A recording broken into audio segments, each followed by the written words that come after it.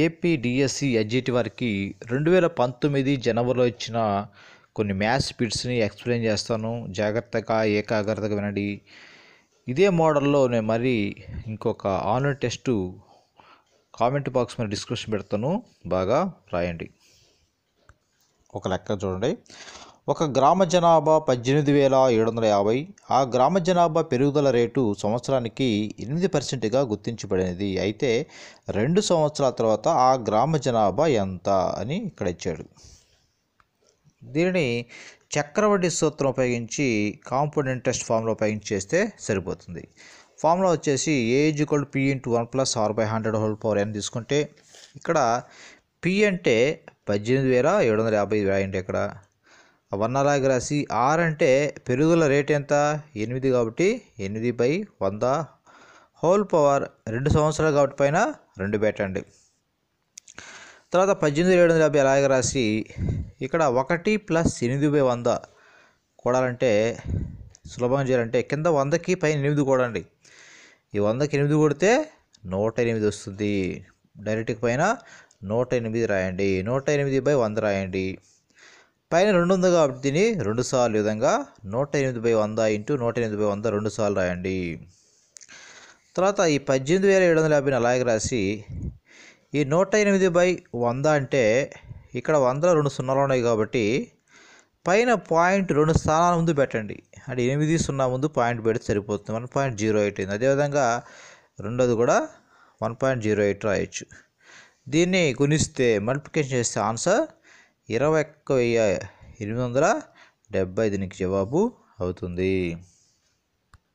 ఇంకో లెక్క చూద్దాం. 10 మీటర్ల పొడవు 8 మీటర్ల వెడల్పు గల స్థలంలో 5 మొక్కల పాదులు తీయబడినాయి.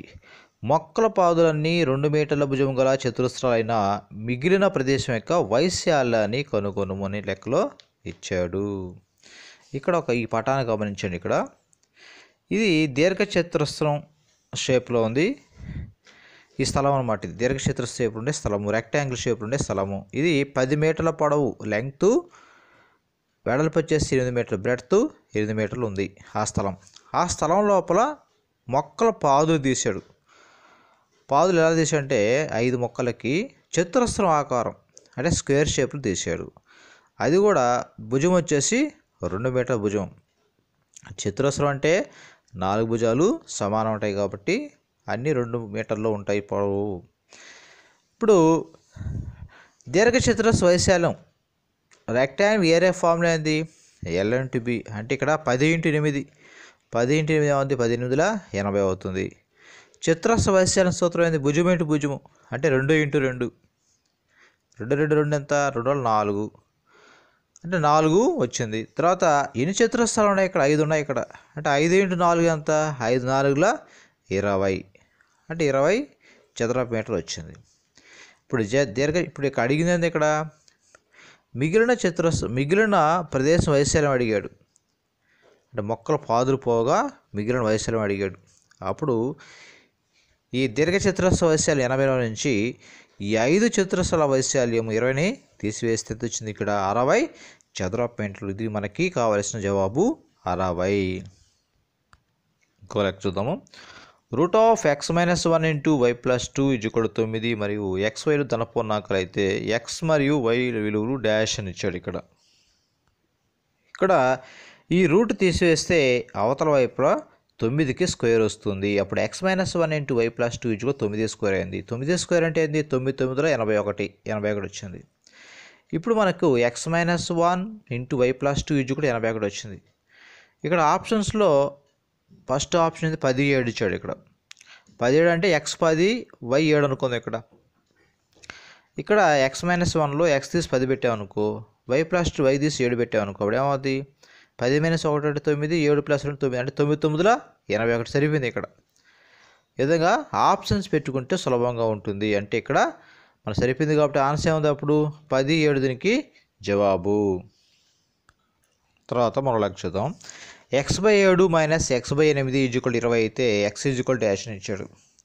ఇక్కడ దీన్ని ఇక్కడ x - 7 - x/8 ఉంది కదా, దీన్ని మామూలుగా కాసాగుపై చేయొచ్చు కానీ అవసరం లేదు. ఇక్కడ సులభంగా చేయాలంటే ఫస్ట్ కింద 7, 8ని గుణించండి. 7, 8 56 వచ్చింది. తర్వాత క్రాస్గా మల్టిప్లికేషన్ చేయండి ఇక్కడ. అంటే ఎక్స్ని 8 పెంచుకుంటే 8 ఇంటూ ఎక్స్ 8 ఎక్స్ అయింది. మైనస్ అలా పెట్టండి. మళ్ళీ ఇలా క్రాస్గా మల్టిప్లికేషన్ చేయండి.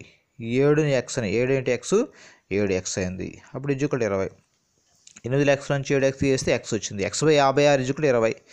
ఇక్కడ 56 ఏం చేస్తుంది? ఇక్కడ భాగిస్తుంది. యువతల భాగించేది అవతల పోతే గుణిస్తుంది, మల్టిప్లికేషన్ చేస్తుంది. అప్పుడు 20 ఇంటూ 56 అయింది. 20ని 56తో గుణిస్తే 1120. దీని జవాబు ఎక్స్ విలువ 1120. తర్వాత మరొక చూద్దాం. మొదటి 10 ప్రధాన సంఖ్యల సగటుని కనుక్కోండి అని ఇచ్చాడు ఇక్కడ. ఫస్ట్ 10 ప్రైమ్ నెంబర్స్ యొక్క మీన్ని కనుక్కోమని చెప్పాడు ఇక్కడ. ఇప్పుడు మా సగటు కనుక్కోవడానికి సూత్రం ఏంది? రాసుల మొత్తంపై రాసుల సంఖ్య, సమ్ ఆఫ్ అబ్జర్వేషన్స్పై నెంబర్ ఆఫ్ అబ్జర్వేషన్స్ ఫార్ములా దానికి. ఇప్పుడు ప్రధాన సంఖ్యలు, మొదటి 10 ప్రధాన సంఖ్యలు అంటే ఏంది? ఇక్కడ 2, 3, 5, 7, 11, 13, 17, 19, 23, 29 ఈ ప్రధాన సంఖ్యలు. వీటన్నిటి మొత్తం అన్నిటిని కూడితే 129 వస్తుంది. బై మొత్తం ఎన్ని ప్రధాన సంఖ్యలు? 10 తీసుకున్నాం కాబట్టి బై రాసుల సంఖ్య 10 కింద 10 రాయండి. 129/10 వచ్చింది.